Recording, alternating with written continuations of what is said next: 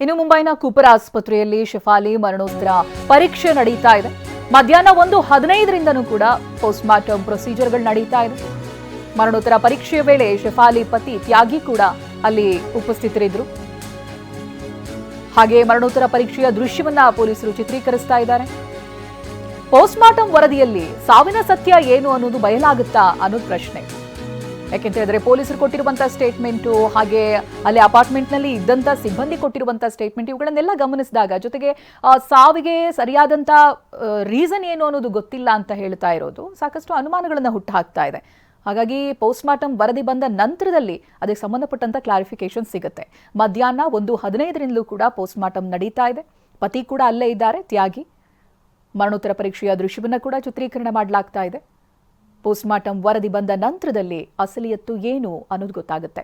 ಅಂತ ಹೇಳಿದ್ರೆ ಸಾವಿಗೆ ಅಸಲಿ ಕಾರಣ ಏನು ಅನ್ನೋದು ಬಯಲಾಗುತ್ತೆ.